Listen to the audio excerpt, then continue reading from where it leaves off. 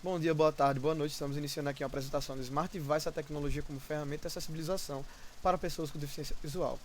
Apresentado e escrito por mim mesmo, Victor Barros Nunes, e orientado pelo professor doutor Ricardo Alexandre Afonso, pela Universidade Federal de Alagoas, campus Arapiraca, como trabalho de conclusão de curso, requisito parcial para obtenção do título de bacharel em ciência da computação. O trabalho pode ser subdividido em introdução, trabalhos relacionados à visão conceitual, esse foi subdividido em mais dois termos importantes, mapeamento sistemático. Este foi subdividido mais uma vez, fontes de pesquisa primárias e strings de busca. Depois, metodologia. Depois, os problemas e sua contraparte tecnológica. Foi subdividido em duas partes principais. Desafios e soluções inteligentes. Desafios foi subdividido em deslocamento, em ambiente escolar e em casa. Soluções inteligentes como Navicog, ABI e o Vist OptiCam. Depois temos os resultados esperados. E por último, e não menos importante, conclusão. Introdução. Gostaria de iniciar demonstrando a ideia de como poder não se conectar se é tão fácil nos dias atuais. Com apenas a palma de nossa mão, podemos utilizar o smartphone. Aparelhos relativamente com baixa capacidade de processamento e uma extrema capacidade de se conectar com a internet possuem uma vastidão de informação. Outros aparelhos nos dias atuais, com o conceito de internet das coisas, conseguem se conectar à internet também, de um jeito barato e com pouco custoso em relação ao processamento. Um deles é o Arduino e o outro podemos citar também o Raspberry Pi.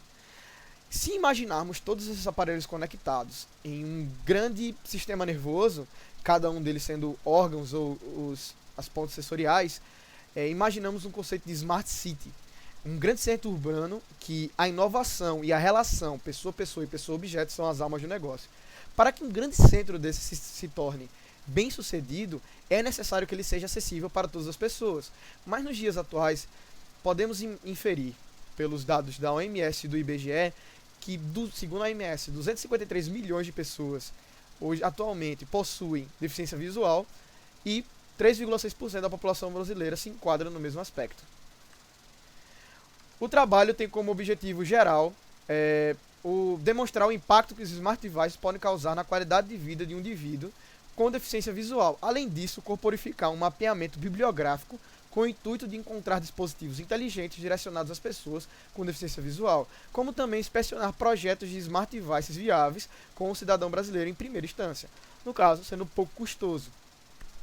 Falando um pouco sobre os trabalhos relacionados, o primeiro deles tem o design de smart device centrado no usuário com deficiência visual, feito por Silvio Gatis, pela Universidade Federal de Pernambuco. Este é um trabalho que, além de ser o grande foco, ser o Eu Vist, que será falado logo mais, ele também tem a metodologia DCU, que é Design Centrado na Empatia com o Usuário. Ou seja, ele coloca o usuário em primeira instância e, posteriormente, usa a empatia para que atinja um máximo de compreensão do que é estar na pele do usuário. Ele foi utilizado para a criação de dispositivo que vai ser visto logo mais, e ele é voltado para a criação de dispositivos para usuários com deficiência visual. Inclusive Design for the World Population, é um artigo que fala sobre uma ideia muito interessante. Ele sinaliza o quanto estamos fadados a termos alguma incapacidade ou inaptidão física no decorrer da nossa vida, independente do que a gente faça, é algo natural. Se criarmos acessibilidade para as pessoas que possuem deficiências hoje, estamos criando essas acessibilidades para nós mesmos no futuro. Se estamos criando segregação para essas pessoas hoje, estaremos criando segregação para essas pessoas no futuro. Um outro artigo importantíssimo para a compreensão total é o Navicog, a Navigational Cognitive Assist for the Blind. Ele é o mais importante dos smart devices que foram selecionados e ele visa a ideia de quebrar o problema e o desafio, a nossa limitação, que são as comunicações em tempo real para as pessoas com deficiência visual. Falando um pouco sobre a revisão conceitual, que foi subdividida anteriormente, como foi visto, em duas partes principais. A primeira dela é termos importantes e posteriormente mapeamento sistemático. Começaremos então pelos termos importantes. Para maximizar e otimizar o entendimento deste trabalho, foi separado alguns termos para a explicação e a definição, a fim de melhorar a compreensão. O primeiro deles é a deficiência visual. Segundo o Senado, um portador de deficiência visual é alguém que possui a perda total ou parcial, congênita ou adquirida da visão, que pode ser subdividida em duas partes principais, visão subnormal e cegueira. Enquanto visão subnormal é a perda parcial da visão, a cegueira é a perda total da visão, ou seja, não há recepção de luz. Baixa acuidade visual. A acuidade visual é a questão da nitidez visual. Se tem uma baixa acuidade visual, então é uma baixa nitidez visual. Internet das coisas. Dá para se imaginar um grande sistema nervoso onde há vários órgãos conectados.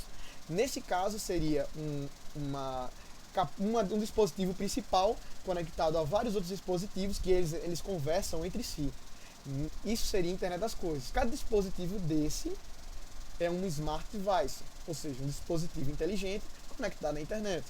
NFC é uma comunicação de curto alcance para que haja comunicação entre o dispositivo e outro dispositivo ou o dispositivo ele mesmo. QR Code é uma matriz de pontos onde é possível codificar strings, no caso, na maior parte das vezes, é codificadas URLs. Mapeamento sistemático.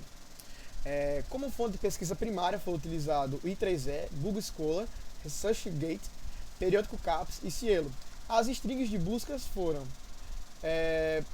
inclusão, deficiência visual, Smart Device, Internet das Coisas, Smart Home, Smart Space, Smart Design. Além de variantes em inglês, ou seja, todos esses termos, os termos separados como Smart, ou deficiência, ou visual no caso, e todas as variantes em inglês para maximizar, no caso para os termos em português, para maximizar a vastidão de resultados. Falando agora sobre a metodologia do projeto, temos a subdivisão aqui. A primeira delas é quanto à natureza do projeto. O projeto tem a natureza de resumo de assuntos, já que foi baseado no artigo principal que em procedimentos técnicos era falado. Os objetivos, tem um objetivo descritivo já que junta dois termos importantes, que é a deficiência visual e a internet das coisas. Ele tem, quanto aos procedimentos técnicos, foi em dois procedimentos importantes, principais. O primeiro deles foi a procura por um artigo base, que era o de Silvio Gatis, design centrado no usuário com deficiência visual, e que além de servir como inspiração, serviu realmente como base do projeto. Falando agora sobre os problemas e a sua contraparte tecnológica, que seria, neste caso, o desenvolvimento, foi subdividido em duas partes. A primeira das partes é os desafios enfrentados, que em deslocamento, em ambiente escolar e em casa. Apesar de ser três ambientes muito diferentes entre si, eles têm problemas gerais, que seria os dois principais, a sua localização no espaço e a sua localização espacial. O primeiro deles seria a localização onde você está, e o segundo seria o que tem ao seu redor. Os problemas específicos de cada um seria a segurança, a velocidade também de identificação do espaço, e ambiente escolar seria a inclusão e o conforto de estar lá, e em casa seriam os dois primeiros juntos. Falando um pouco sobre as soluções inteligentes em si, a primeira delas é o Navicog, talvez a mais importante delas. Esses são os autores e o título original do projeto. Ele foi feito pela Universidade de Milão em parceria com a IBM. A motivação principal do projeto é ultrapassar as limitações que temos hoje, as barreiras, que seria dos servidores de mapa de grandes empresas, que seria a alta latência e a baixa objetividade de notificações. A implementação dele é baseada no sistema Turn by Turn, que tenta visar a superação das limitações citadas acima. E ele é baseado numa notificação objetiva em 3 pontos principais: distância, ação e, opcionalmente, ponto de interesse. No caso, seria algo como 40 metros, vire à esquerda, praça da prefeitura à direita. O funcionamento é baseado em 3 partes principais: o servidor de mapa, aplicativo de celular e o beacon, como podemos ver nessa imagem a seguir. O servidor de mapa é um servidor desenhado por eles mesmos para que não haja necessidade de utilizar servidores de grandes empresas. Foi desenhado por eles mesmos também. Ele envia a informação do mapa desenhado para o aplicativo de celular e ele compara com a localização atual do indivíduo. O celular gera uma notificação no sistema Turn by Turn e manda para os beacons. Beacons são sistemas Bluetooth, no caso dispositivos Bluetooth, que são usáveis. Pode ser um anel, uma pulseira, um relógio. Esses são dispositivos que vão reproduzir sonoramente a notificação do aplicativo. A interface é totalmente acessível, ela tem uma interface totalmente acessível por voz, no caso, e alto contraste para que, caso as pessoas com parcial deficiência visual queiram utilizar, também pode ser utilizado.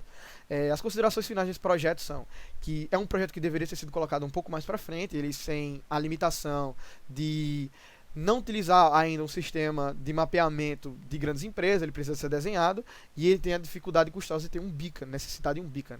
Mas ele é relativamente pouco custoso em relação a monetário, e resolve o problema de uma maneira muito eficaz. Portanto, é uma das soluções inteligentes mais importantes desse trabalho. Uma outra solução inteligente viável é a pulseira ABI, idealizada por esses autores, e o título original está aqui. A motivação principal desse projeto é auxiliar um aluno com deficiência visual no ambiente de escola tradicional. Ele possui uma pulseira, que no caso é o projeto em si, é o conceito do projeto, que se comunica com o ambiente escolar. O modo de uso pode ser dividido em 3 partes principais. A primeira delas é a pulseira se comunicar com um sensor que está acima das passagens da escola, indicando onde o aluno tem que ir, por onde ele tem que passar, em que local ele está. A segunda seria para encontrar amigos dele, no caso, outras pessoas que possuem a pulseira se comunica com outra pulseira e avisa que você está perto de um amigo seu. E para auxiliar os alunos a brincar e participar de eventos na escola em si, o aluno, a pulseira avisa que tem eventos por perto, no caso, brincadeiras, brinquedos, enfim.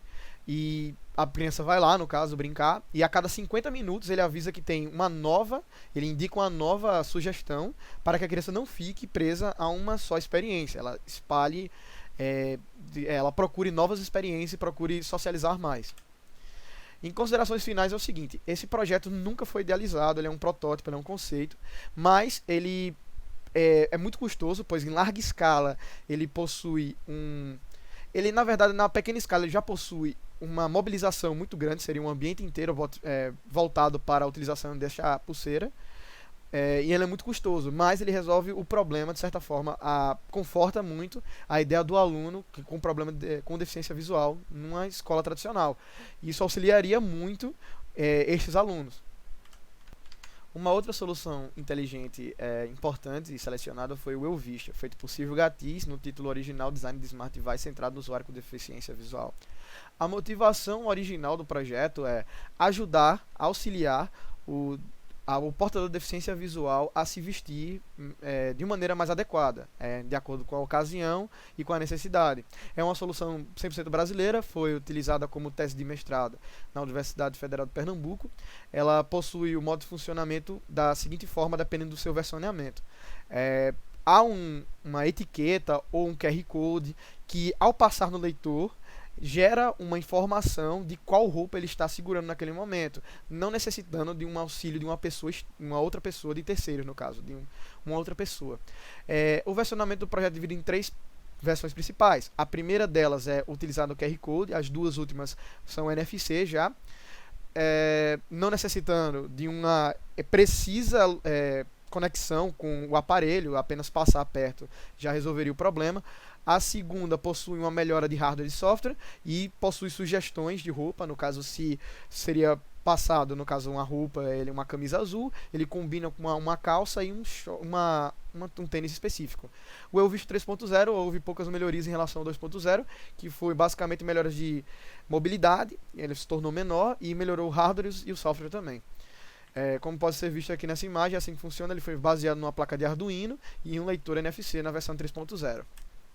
As considerações finais são as seguintes: é um sistema muito fácil de ser feito, no caso ele é pouco complexo, existem tutoriais inclusive de Arduino e de utilização dos módulos NFC na internet, e ele é de baixo custo, ou seja, ele resolve um problema de maneira muito eficiente e tem baixo custo. Foi utilizado e poderia ser utilizado de maneira até em uma larga escala, criando armários e guarda-roupas feitos para pessoas com deficiência visual.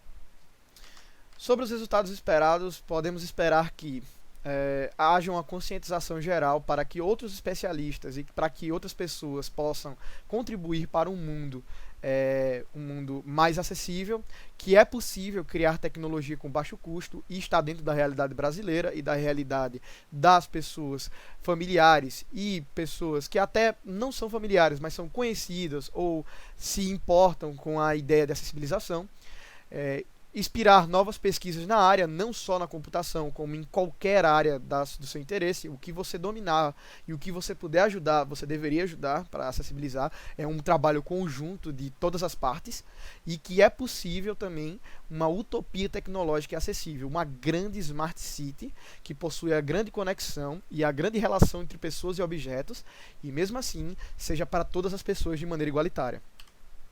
Concluímos o projeto que a tecnologia inclusiva e acessível para a realidade brasileira é possível. Ademais, já que todos os trabalhos a maioria dos trabalhos são de baixo custo, com certa dificuldade ou complexidade, mas são de baixo custo, e que a dificuldade de desenvolvimento é muitas vezes menor do que a falta de interesse. Então, mais uma vez, estamos instigando os leitores e as pessoas que estão assistindo a contribuir a este mundo acessível, a que esta utopia aconteça. Gostaria de finalizar esse trabalho com a frase de Thaís Frota, design e arquiteta acessível, que diz: se o local não está preparado para receber todas as pessoas, o local é deficiente. Gostaria também de agradecer a espera e obrigado também por assistir.